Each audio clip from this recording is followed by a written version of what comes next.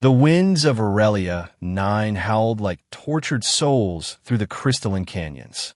Cyrus Holt pressed his weathered palm against the viewing port of the biodome's observation deck, watching the endless dance of dust and radiation outside.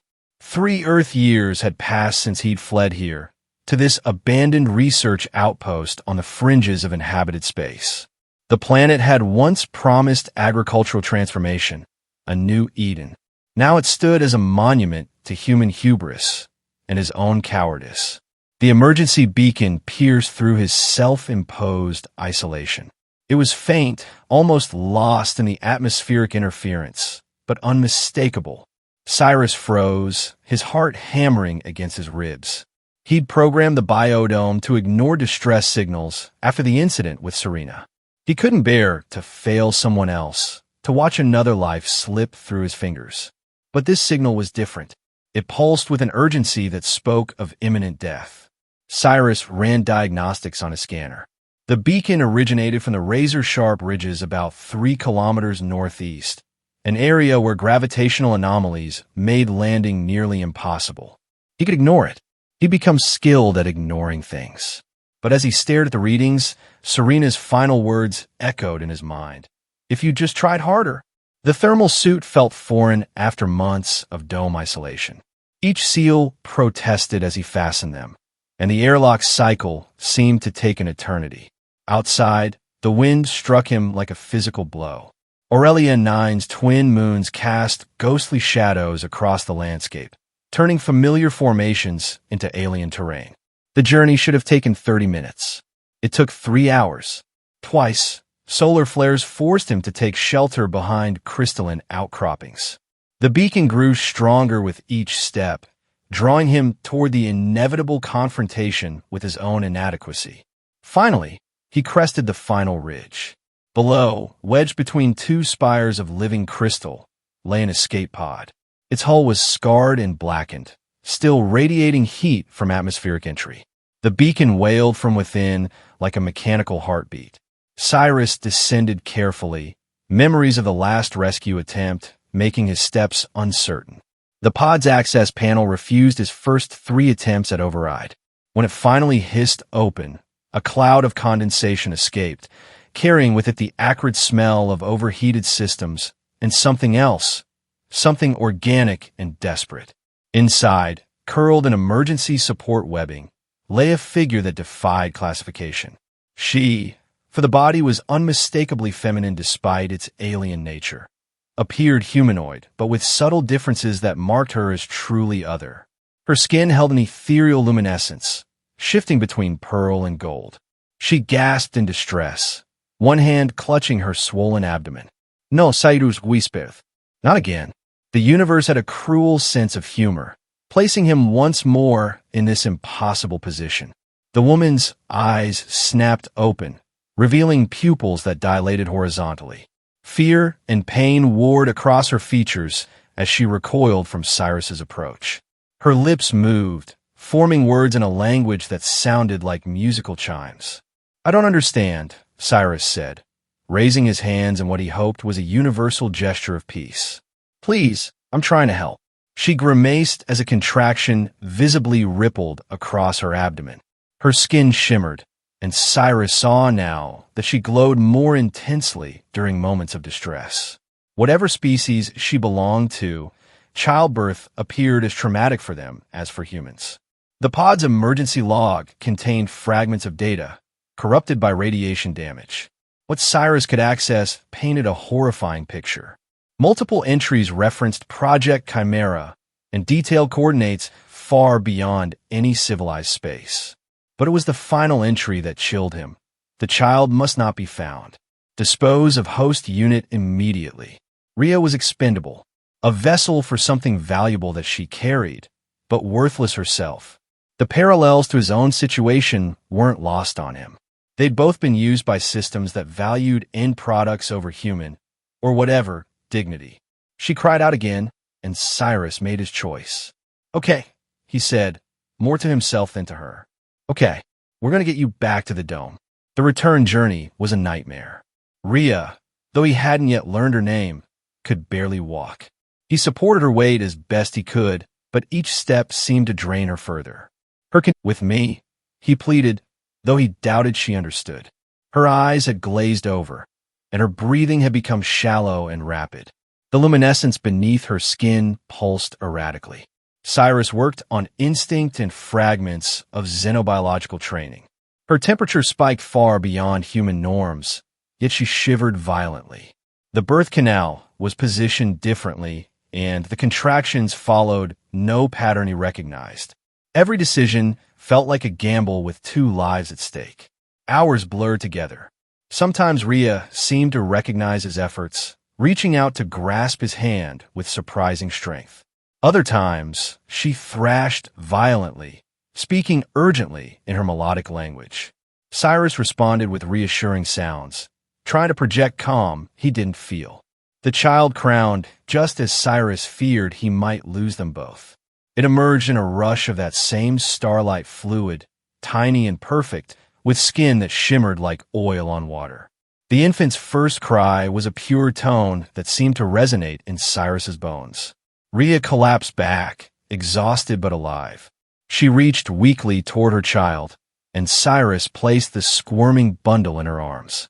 For a moment, the medical bay filled with a soft, golden light as mother and child bonded. "Kale," Rhea whispered. The first word Cyrus understood from her lips, his name for the child. Relief lasted only until Cyrus noticed the infant's struggling breaths. Kale's skin had taken on a grayish hue, and his tiny chest heaved with effort. Whatever atmosphere Rhea's species required wasn't being provided by Aurelian 9's processed air. Panic threatened to overwhelm him, but Cyrus forced himself to think. The escape pod's environmental systems. If they could extend its settings to the medical bay, maybe. He left Rhea's side reluctantly, racing back through the biodome's corridors to retrieve the portable atmosphere processor from the pod. When he returned, Rhea had fallen unconscious, but her arm remained curved protectively around Kale. The next 48 hours tested every skill Cyrus possessed. He jerry-rigged the processor to create a microclimate around Rhea and Kale, adjusting the gas mixture based on trial and error. The infant responded immediately, his skin brightening, while Rhea's recovery remained touch and go. During this time, Cyrus discovered more about his unexpected guests. Rhea's body held fascinating anatomical differences: a second, smaller heart, lungs that operated on different pressure cycles, and that remarkable skin that seemed to store energy like living batteries. Kale inherited these traits, but also possessed human characteristics that spoke to his hybrid nature. When Rhea finally woke fully, 3 days after giving birth, her first action was to touch Cyrus's face. The gesture held curiosity and gratitude, transcending language barriers. "Rhea," she said, pointing to herself. Then she touched the sleeping infant. "Kale." "Cyrus," he responded, mirroring her gesture. She nodded, then spoke longer phrases, accompanying them with descriptive motions. Gradually, through patience and repetition, communication emerged. Rhea explained their circumstances through a combination of gestures, drawings on the medical bay's smart surface, and scattered galactic basic words she'd picked up. They'd taken her, she conveyed. A powerful organization whose reach extended beyond any single government. They'd selected her species, the Lumerans, for genetic compatibility with humans.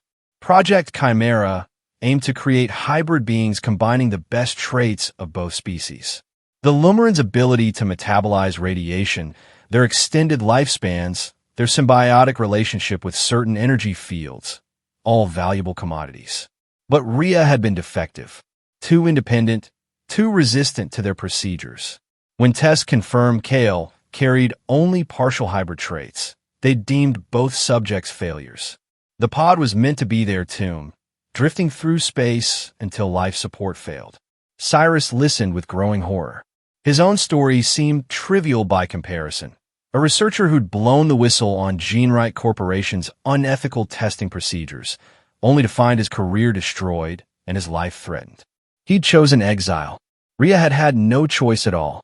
"We should move them somewhere more secure," Cyrus thought aloud as he watched Rhea nurse Kale. The infant had developed a feeding pattern that combined aspects of both human and Lummeron biology. Rhea offered him energy directly through sustained physical contact, supplemented by a formula Cyrus had managed to synthesize from the pod's remaining supplies. The biodome's living quarters offered more comfort than the medical bay. Cyrus prepared a space that could serve as a nursery, installing the atmospheric controls with painstaking care. Every day brought new discoveries about Kale's unique needs and Rhea's continuing recovery. Trust developed gradually. Rhea, startled at sudden movements, flinched when Cyrus reached for medical instruments. She'd been prodded and tested enough for several lifetimes. But necessity bred cooperation, and cooperation bred familiarity. One evening, as Cyrus tended to the biodome's greenhouse, Rhea followed him, carrying Kale. She marveled at the struggling plants, running her fingers over leaves that hadn't flourished since his arrival. When she touched a wilting tomato plant, it responded immediately, perking up as if drawing energy from her contact. "Son," she said, the closest word to her meaning that Cyrus could grasp. She repeated the gesture with other plants, each one responding to her touch. "You're photosynthetic?" Cyrus asked, excitement overriding his usual reserve. "Or energy transmissive?" She smiled, a gesture universal enough that Cyrus felt his heart skip. In the dim greenhouse lighting, her skin glowed softly, and Cyrus realized he'd been living in self-imposed darkness for too long. The first crisis emerged exactly 13 days after Kale's birth. Cyrus woke to find Rhea feverish, her skin flickering erratically. The infant wailed continuously, his own glow dim and sickly. "What's wrong?" Cyrus demanded, scanning her with medical equipment. Her biology still confounded the instruments, but he could see her energy levels depleting rapidly. Through gestures and the few words they'd established, Rhea explained. She needed to recharge properly, something impossible within the dome's filtered environment. Without direct exposure to radiation, controlled and specific wavelengths her body required, she would weaken progressively. The solution terrified Cyrus. They'd have to modify the dome's shields, creating a controlled aperture that could allow measured radiation exposure while maintaining protection from Aurelia 9's more lethal frequencies. One mistake could kill them all, but failure to act would certainly kill Rhea and possibly Kale as well. Working through the night, Cyrus rerouted power systems and reconfigured shield modulars. Rhea watched, offering weak smiles of encouragement even as her condition deteriorated. By dawn, he'd created a radiation bath chamber, a space within the dome where specific frequencies could be introduced at controlled levels. Rhea's first exposure trial terrified him. She lay on a specially constructed platform as radiation played across her skin. For several minutes, nothing seemed to happen. Then, gradually, her luminescence strengthened. The flickering stabilized, brightening to a steady glow. Kale responded immediately to her improvement. His crying ceased, replaced by soft, melodic coos that Cyrus couldn't help but find endearing. Relief brought exhaustion. As Rhea recharged, Cyrus collapsed into a nearby chair, watching mother and child with an unfamiliar sense of contentment. When had he last felt useful? When had he last mattered in someone else's life? These questions haunted him as days blended into weeks. The three of them established routines. Cyrus maintained the dome, tended his struggling garden, and continued modifying systems to better suit their unique family unit. Rhea recovered her strength, learning to navigate the dome's layout and beginning to understand basic maintenance procedures. Kale grew at an alarming rate, demonstrating abilities that seemed to shift daily. The deeper revelation came one night when a massive solar flare struck Aurelia 9. The radiation storm overwhelmed the dome's shields, forcing them to seal the emergency protocols. As alarms wailed, Cyrus struggled to maintain power distribution while radiation levels threatened to burn through their protection. Rhea touched his arm, then pointed to Kale. The infant glowed brighter than ever, his small body pulsing with energy. Rhea gestured urgently, then placed Kale near a power conduit. Understanding dawned. Kale couldn't just survive higher radiation levels. He could metabolize and redistribute it. Together, they positioned the infant at critical junctures throughout the dome's energy grid. Kale absorbed excess radiation, processing it somehow, then released controlled bursts of energy that stabilized the failing systems. They saved the dome through their combined efforts: human ingenuity, Lummeron biology, and hybrid innovation. In the aftermath, as they sat together sharing a meal of hydroponic vegetables and reconstituted protein, Cyrus realized he'd been wrong about isolation. It hadn't protected him from pain, it had only prevented healing. Family, Rhea said, one of the common words she'd mastered. She gestured to include all three of them. Cyrus nodded, unable to trust his voice. For the first time since Serena's death, he felt the possibility of redemption. Months passed. The makeshift family found their rhythm. Cyrus taught Rhea about human technology and the dome systems. She, in turn, showed him techniques for revitalizing the greenhouse. Plants that had withered under his care flourished with her energy-sharing touch. Kale continued growing, displaying intelligence beyond typical development curves. They established education routines for Kale, combining human knowledge with Lummeron wisdom. The child absorbed information voraciously, his young mind making connections between scientific principles and energy manipulation that neither parent could fully grasp. Cyrus began documenting their life through the dome's recording systems. Not for any authority. He trusted no one with this secret, but for Kale. The boy deserved to know his history, both the wonder of his heritage and the darkness from which he'd emerged. The discovery of the tracking signal changed everything. Cyrus had been performing routine maintenance on the escape pod, salvaging useful components, when he detected the weak but persistent transmission. The pod hadn't been as dead as he'd assumed. A backup system, probably activated by Kale's birth vitals, had been sending location data. Panic gripped him. How long had the signal been transmitting? Was someone coming? The logs showed the transmission had been active for months, though the dome's own shielding had probably dampened its range. He confronted Rhea immediately. She'd known about the tracker, he realized from her unsurprised reaction. She'd hoped the pod's damage had disabled it. "What do we do?" Cyrus asked, pacing the common area while Kale played with luminescent blocks that Rhea had fashioned from dome materials. Rhea considered carefully. They could attempt to flee, but the domed shuttle had limited range. Aurelia 9 occupied a truly remote position in space. Besides, where would they go? Any inhabited system could have ties to the organization that had created Project Chimera. "We prepare," she decided. "If they come, we defend." Cyrus felt a chill despite the dome's constant temperature. Defend? Against a corporation with interstellar reach? With what weapons? His xenobiological training had never included combat scenarios. But as he looked at Rhea's determined expression and Kale's innocent face, he knew she was right. They couldn't run. They could only stand their ground and hope their isolation continued. The preparation consumed their lives. Cyrus modified drone systems to serve as early warning sentries. They created contingency plans for various attack scenarios. Rhea fashioned weapons from dome materials, energy disruptors that could overwhelm electrical systems, crystalline formations that could refract and amplify light into devastating beams. Through it all, they tried to maintain normalcy for Kale. The child had never known fear, and they wanted to preserve that innocence as long as possible. One morning, the dome's external sensors detected an anomaly. Cyrus rushed to the observation deck, Rhea close behind with Kale in her arms. A ship hung in Aurelia 9's orbit. Sleek and predatory, it broadcast no identification, but its purpose was clear. They'd found them. "Options?"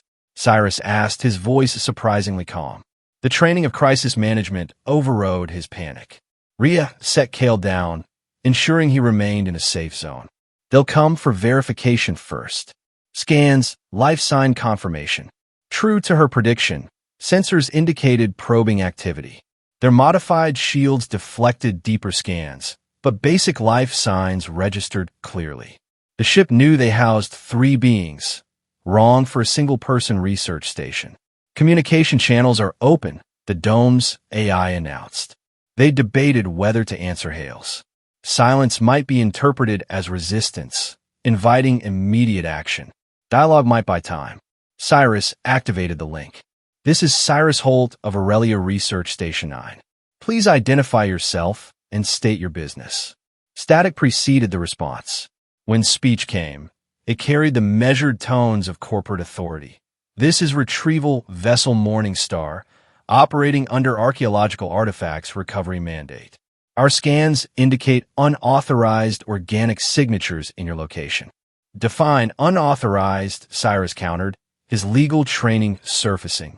This station maintains biological research specimens as part of its terraforming studies. Stand by for boarding and inspection. The link terminated. Cyrus turned to Rhea, who had gone very still. Her glow had shifted to deeper hues. What he'd learned indicated preparation for conflict. They won't stop, she said quietly. They never stop. Then we give them something else to think about. Cyrus activated the dome's communication system, but instead of opening a channel to the Morningstar, he triggered the emergency beacon. It was a massive energy expenditure, one the dome could ill afford, but it broadcast on all frequencies. Distress signal coordinates situation critical. It was a desperate gambit. Any rescue mission would take weeks, perhaps months to arrive. But it meant independent witnesses knew of this location and situation. The Morningstar couldn't simply destroy the dome without generating investigations. The first landing shuttle descended through Aurelia 9's atmosphere. Cyrus watched its approach with a mixture of fear and determination. They prepared as best they could. Now came the test. The shuttle settled on the landing pad with mechanical precision. Through external cameras, Cyrus observed figures in environmental suits disembarking. They moved with military coordination, weapons visible even through tactical armor. They're different, Rhea observed. The team that had created her had been scientists, administrators. These were soldiers. The airlock request came immediately. Refusal would guarantee hostility. Cyrus made the decision. Admit them to the outer airlock only, he instructed the AI. Full containment protocols. 5 figures entered the dome's outer chamber. Through the inner airlock door, their leader removed her helmet. Dr. Isabella Margrave had aged since the incident with Serena, but Cyrus recognized her immediately. His former colleague at GeneRight Corporation, the one who'd insisted he'd overreacted, that all test subjects had provided informed consent. Cyrus, she said, her voice carrying through the intercom. I never expected to find you out here. Isabella. He kept his response neutral. What brings GeneRight to the edge of inhabited space? Not GeneRight anymore. We've evolved beyond corporate restrictions. This is about recovery of vital assets. Assets, Cyrus repeated. Is that what you call people now? Her smile held no warmth. This could be handled cleanly, Cyrus. Allow us to complete our mission, and you can return to Earth. Full rehabilitation, no questions asked. Rhea stepped into view behind Cyrus, Kale secure in her arms. Isabella's eyes widened fractionally, the only sign of surprise she allowed. So it's true, Isabella murmured. The hybrid survived. His name is Kale, Cyrus stated firmly. He's not a specimen to be recovered. The child represents our greatest achievement. 5 years of research. Forced experimentation. Let's call it what it is. Isabella's patience visibly strained. You were always too emotional, Cyrus. Too invested in individual cases to see the greater implications. That child could hold the key to humanity's expansion into higher radiation environments. Cure genetic defects. Extend lifespans. At what cost? Every discovery requires sacrifice. Rhea spoke for the first time. No more sacrifice. Her voice carried undertones that made the hair on Cyrus's neck rise. She'd been learning, adapting. The frightened refugee had become something more formidable. Isabella responded immediately to the words. Subject displays unexpected language acquisition. Neural integration appears advanced. Full examination becomes more critical. She's not a subject, Cyrus insisted. None of them are. Then you choose resistance. Isabella signaled, and her team raised weapons. We hope for cooperation. But the mission parameters remain unchanged. The standoff crystallized into sharp relief. On one side, corporate soldiers equipped with military technology and legal authority to reclaim assets. On the other, a disgraced scientist, an alien mother, and a hybrid child. Cyrus had planned for this. His voice activated hidden protocols. Athena, lockdown procedure Epsilon. The dome responded immediately. Emergency barriers slammed down throughout the structure. The airlock the soldiers occupied became their prison. Outside, shield modulation shifted, disrupting any attempt at transport beam extraction. Isabella's surprise was gratifying. Her team immediately began assessing their situation, checking equipment, scanning for weaknesses. "You can't keep us here forever," Isabella stated. "The Morning Star will respond. Your ship will take time to react. By then, maybe others will arrive." Cyrus gestured to the active distress beacon. "An independent archaeological team might find our situation interesting, particularly if they discover what Project Chimera really involves." They bought time, nothing more. But time allowed for options.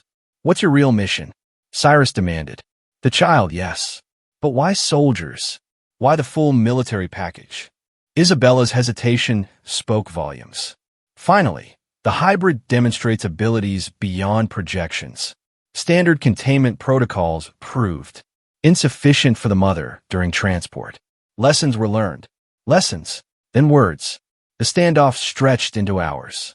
The Morning Star remained in orbit, clearly assessing their next move. Cyrus monitored energy levels anxiously. The lockdown protocols consumed significant power. They could maintain barriers for perhaps a day more before risking critical system failures. During this time, Kale remained remarkably calm. The child seemed to sense the tension, but didn't internalize it as fear.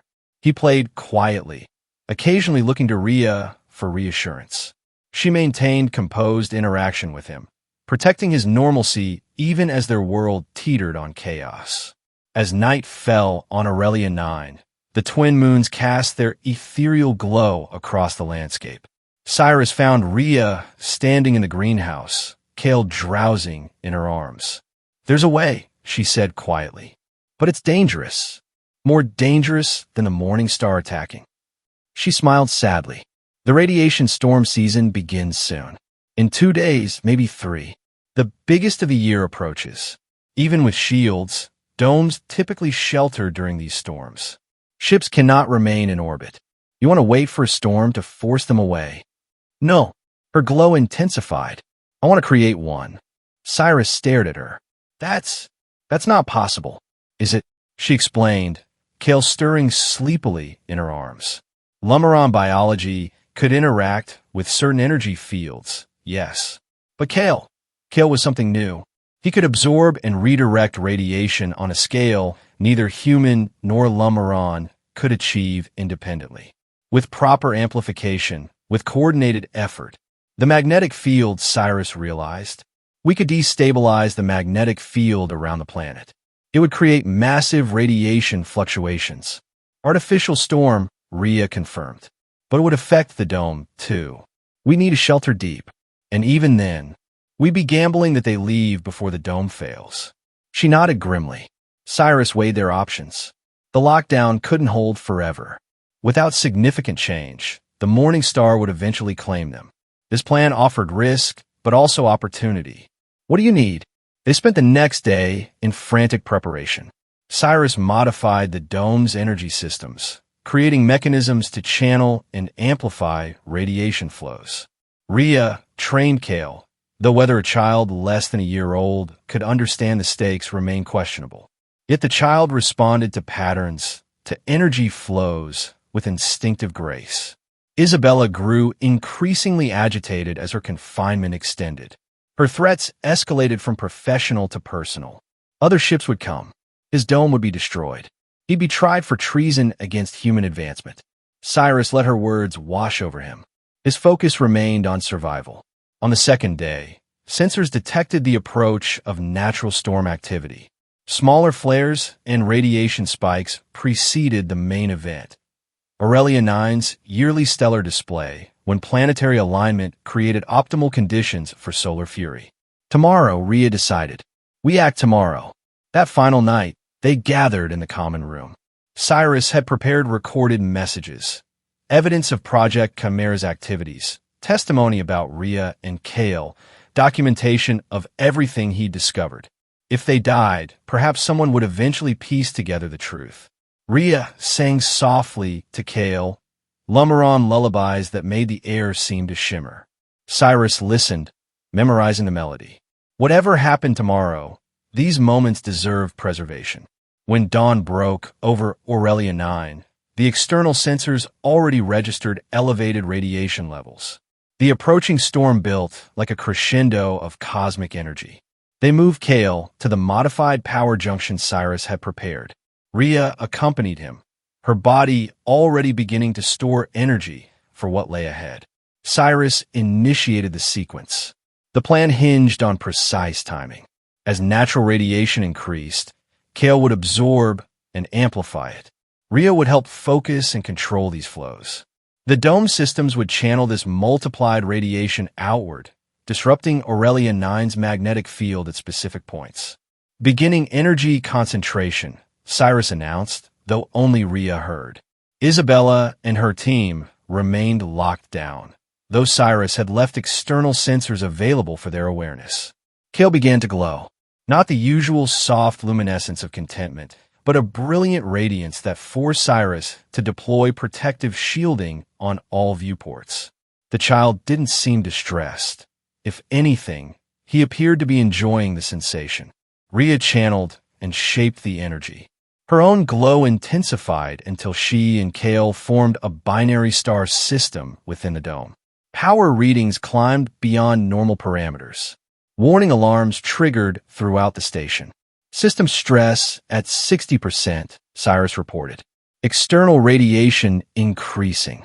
Through external monitors, he watched the first visual signs of their manipulation. Aurora-like phenomena played across Aurelia 9's atmosphere. Magnetic field rippled visibly where radiation concentration spiked. In the airlock, Isabella's team reacted with alarm. Their instruments were going haywire. Ship-to-ground communication filled with urgent reports. System stress at 90%. We're approaching critical. The first artificial aurora blast outward from the dome's position. Like a shockwave of pure energy, it propagated through space. Warning klaxons erupted from the morning star's position. They're trying to leave orbit, Cyrus observed with grim satisfaction. But the effect had only begun. Each pulse Kale and Rhea created new disturbances. What had been relatively stable radiation fields became chaotic, unpredictable maelstrom. The Morning Star's engines strained against gravitational anomalies. Her shields, designed for standard solar radiation, proved insufficient for manufactured chaos. They're retreating to outer system, Cyrus announced. Their last transmission shows significant hull damage.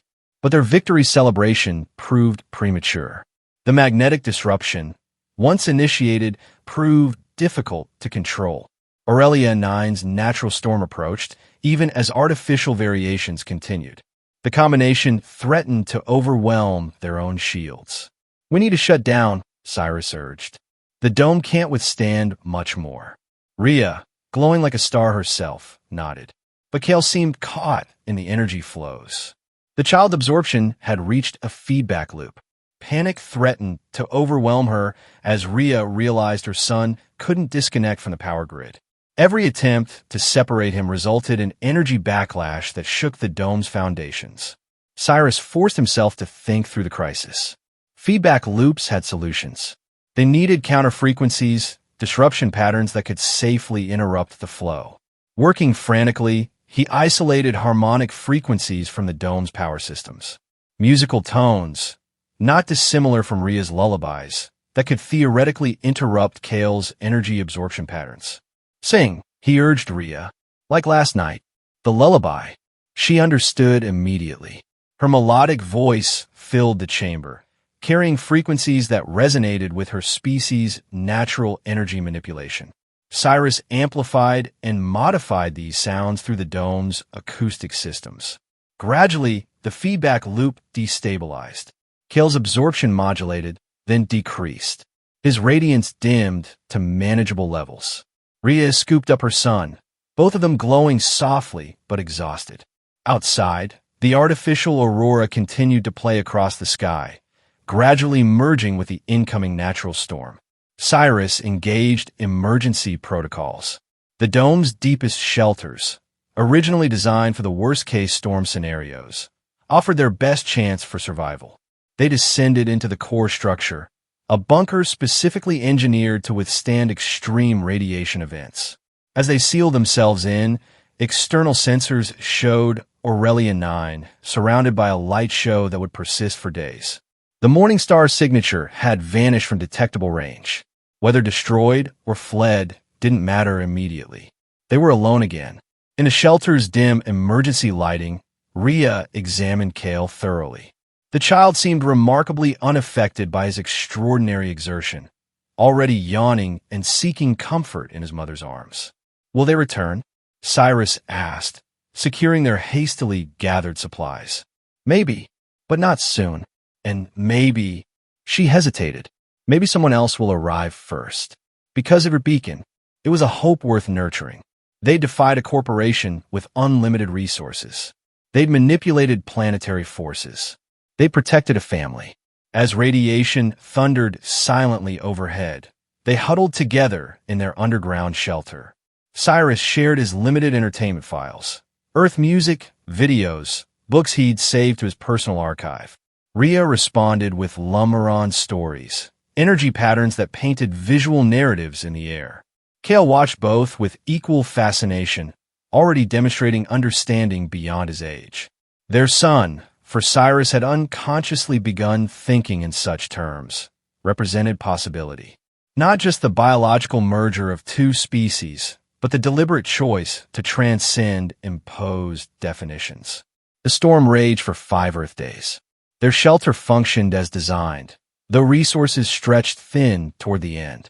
They rationed food carefully, recycled air and water through emergency systems, maintained hope through shared determination. When irradiation levels finally decreased to survivable standards, they emerged to find the dome battered but intact. Solar panels needed replacement. Several greenhouse sections showed stress damage. The airlock where Isabella's team had been confined stood open and empty. The Morningstar must have retrieved them before fleeing. Reconstruction became their focus. Working together, they restored systems, repaired damage, and gradually returned the dome to functionality. Cyrus noticed how naturally they'd begun to operate as a unit. Rhea's knowledge of energy systems complemented his technical training. Kale, though still an infant, seemed to instinctively know which power nodes needed attention. For months after the storm, their patience was rewarded. The dome's sensors detected a new ship entering Aurelia 9 system. Unlike the Morningstar, this vessel approached slowly, broadcasting standard exploration protocols. Responding to your distress signal, the ship identified itself. "This is the research vessel Magellan. Are you in need of assistance?" Cyrus and Rhea exchanged glances. The moment of truth had arrived. They could maintain their isolation or trust that someone might believe their story. Cyrus opened communication channels. "This is Cyrus Holt. Yes, we need assistance, but it's complicated." Over the following hour, he detailed their situation carefully. He sent encrypted data about Project Chimera, Isabella's visit, their desperate defense. He allowed them to scan for life signs to verify his claims. The Magellan's crew demonstrated remarkable composure in the face of such revelations. Their captain, Elena Voronova, had built her reputation on handling first-contact situations with sensitivity and thoroughness. "We need to document everything," she insisted via holoconference, "both for verification and protection. If what you're saying about this organization is true, you'll need evidence and witnesses." They agreed to limited initial contact. A single shuttle landed, carrying a medical team, security personnel, and recording equipment. Rhea permitted examination, both for herself and Kale, though she maintained careful control over the depth of testing. Dr. Sarah Okonkwo, the Magellan xenobiologist, approached her work with genuine scientific curiosity rather than exploitation. "This is extraordinary," she murmured while conducting scans. "The hybrid integration is flawless. Most cross-species attempts result in severe incompatibilities. Most forced attempts," Cyrus corrected sharply. Dr. Okonkwo met his gaze soberly. "Noted and condemned. This work, whatever its scientific merits, fails basic ethical standards." The documentation process took weeks. Every aspect of Project Chimera was recorded, examined, and verified. The Magellan's crew recorded detailed testimony from Cyrus and Rhea. Though communication remained challenging, Rhea's account provided crucial evidence of systematic exploitation. Calais' existence posait unique challenge. Legally, he belonged to no recognized category. Human? Lamaran? Citizen of which world? The captain consulted with interstellar law experts throughout the process. The child's rights must be protected, Elena ultimately decreed.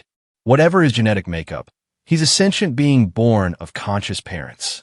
His mother's claims supersede any corporate interests. Meanwhile, the crew helped restore the dome to better than original condition. Advanced medical equipment replaced makeshift solutions. The greenhouse flourished under proper care. For the first time since his exile, Cyrus felt true safety. 7 weeks after contact, Elena presented their findings to the Interstellar Ethics Committee via quantum relay. The evidence against Project Chimera's creators proved overwhelming. Warrants were issued. Investigations began across multiple systems. Rhea faced a crossroads. The Magellan could facilitate return to Lumira Prime, reuniting her with her people. Or she could choose a different path. "I want sanctuary," she told Elena during a private meeting. Cyrus wasn't present, giving her space to decide freely. "For my son." And she hesitated. "I want to stay with Cyrus." When Elena relayed this decision to Cyrus, his relief was palpable. He'd been carefully avoiding assumptions about their future, respecting Rhea's autonomy after her ordeal. Her choice validated the bond they'd formed through crisis and care.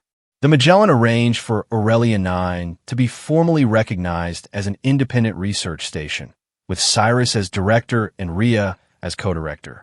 The dome received significant upgrades to support 3 permanent residents. Official contact with both Earth and Lumira was established, allowing exchange of knowledge and culture. Kale's status as citizen of both worlds was legally recognized, a first in recorded history.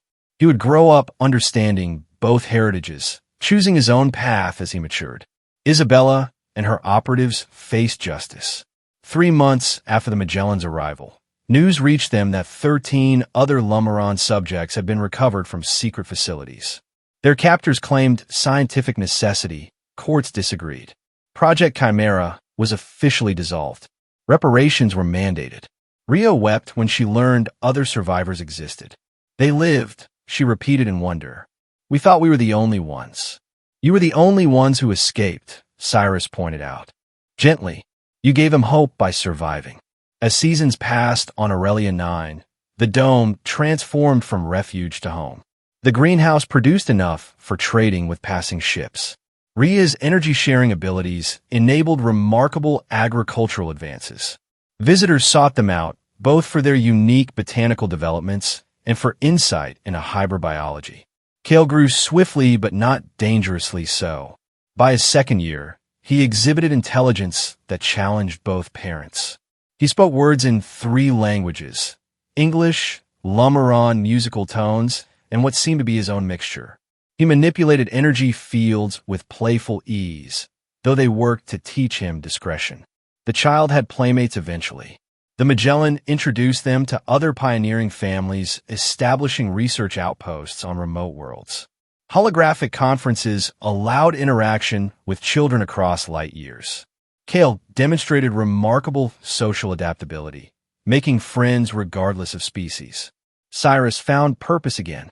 He published papers on hybrid biology, agricultural innovations using energy manipulation, and psychological resilience after trauma. His work gained respect from institutions that had once shunned him. More importantly, he'd found personal redemption through helping rather than avoiding. Rhea blossomed into confidence. The frightened refugee who'd crashed into Cyrus's life evolved into a strong advocate for refugee rights, cross-species cooperation, and ethical scientific practice. She represented Lumaran interests to humanity and vice versa, bridging gaps that governments struggled to close. 2 years after Kale's birth, Cyrus and Rhea formalized their relationship in a ceremony that honored both human and Lumaran traditions. Kale, wearing ceremonial garments from both cultures, delighted guests by creating aurora patterns above the celebration. Their family unit gained official recognition across multiple jurisdictions. The investigation into Project Chimera's origins revealed systemic corruption spanning corporate, governmental, and scientific institutions. Reform movements gained momentum. Ethical guidelines for cross-species research were strengthened across the galaxy. Rhea maintained contact with recovered survivors. Many chose to return to Lumira Prime for healing. Others, like herself, forged new paths on frontier worlds. A subtle network of support developed among them, sharing experiences and strength. On Kale's 3rd birthday, they hosted what became an annual tradition, an open celebration welcoming visitors from across the sector. The dome's shields projected gentle radiation patterns that painted the sky in celebration colors. Children played with toys that combined human engineering and Lumaran energy craft. Adults shared food, stories, and hope. The Magellan returned each year, carrying gifts, news, and support. Elena became Kale's unofficial aunt, bringing educational tools and adventure stories. The crew members who participated in the initial contact maintained friendships spanning space and time. As Kale grew, questions about his uniqueness became philosophical rather than biological. "Am I the only one like me?" he asked around age 4, with characteristic directness. Rhea knelt to his level. He'd grown tall, inheriting height from both parents. His skin shifting between luminescence and solidity reminded her simultaneously of home and of possibility. "Right now, yes," she answered honestly. "But you're not wrong. You're special. You're yours. There might be others someday," Cyrus added. "Other families like ours. Other children with multiple heritages. Will I meet them? Maybe. Would you like to?" Kale considered seriously. I think it would be nice to have friends who understand both parts." They couldn't promise such friends would materialize soon. The broader implications of Kale's existence continued to generate academic debate and political discussion. But they could promise love, support, and the space to discover his own identity. By Kale's 5th year, Aurelia 9 had evolved from barely habitable to flourishing. The radiation-tolerant crops they developed showed promise for marginal worlds. The biodome design, enhanced with Lumaran energy principles, offered models for other frontier installations. Cyrus found himself mentoring younger scientists who arrived seeking to learn their methods. Some came with academic curiosity. Others fled their own corporate betrayals, seeking ethics alongside knowledge. He turned none away who came with genuine intent. Rhea established what became known as the Aurelia Protocol, guidelines for ethical first contact and cross-species cooperation. Her experiences, both traumatic and transcendent, provided valuable frameworks for preventing exploitation while enabling exchange. Their story spread throughout inhabited space. Not always accurately. Rumors embellished details or missed crucial points. But the core message inspired many. Love transcends species, survival depends on cooperation, and forced encounters can transform into chosen families. On quiet evenings, Cyrus would watch Rhea teaching Kale traditional energy patterns while working in the greenhouse. The parallel growth, child and plants, both thriving under careful attention, reminded him how far they'd come from that desperate night when he'd nearly abandoned a plea for help. "I almost didn't go," he admitted to Rhea during one such evening. Kale played nearby, building towers from crystalline blocks that stored his energy patterns. "You did go," she reminded him, as she often did when he dwelled on past what-ifs. "You chose help over fear. You chose us over isolation. We chose each other." He reached for her hand, marveling at its warmth, at the gentle glow that still emerged when she touched him. All three of us. Kale's tower collapsed in rainbow fragments. He laughed, a sound that carried harmonics of both parents, something new and joyful. Rebuilding immediately, he hummed melodies they'd taught him while using techniques all his own. Outside, Aurelia Nine's twin moons rose over the horizon, casting their ethereal light across the greenhouse dome. Within, a family that shouldn't exist according to old laws had created their own small world of possibility. The future held uncertainty. Messages still arrived occasionally about splinter groups trying to resurrect aspects of Project Chimera. Diplomatic tensions sometimes flared between Earth and Lumira. Kale would face challenges as he grew, navigating a universe unprepared for beings like him. But they faced those prospects together. The abandoned research station had become something neither human nor Lumiran, but entirely new, a place where being other meant belonging rather than isolation, where love could grow from the most desperate circumstances, and where a child could be both bridge and beacon, leading toward understanding between worlds. Years later, when Kale himself became a pioneer, leading expeditions to unexplored systems, advocating for hybrid rights, and discovering his own path, he would remember the greenhouse evenings of his childhood. He would understand that his existence, born from tragedy but nurtured by choice, represented hope for all who felt caught between worlds. And in the ever-expanding tapestry of galactic civilization, the story of Aurelia 9 would echo as proof that humanity's greatest strength lay not in isolation or exploitation, but in the courageous choice to reach across the impossible and create family from strangers, home from exile, and love from the ashes of fear. The greenhouse continued growing, season after season, producing abundance from soil once thought sterile. Kale's towers reached higher each year, and somewhere among the stars, others learned that given time, patience, and bold hearts, even the most barren ground could bloom.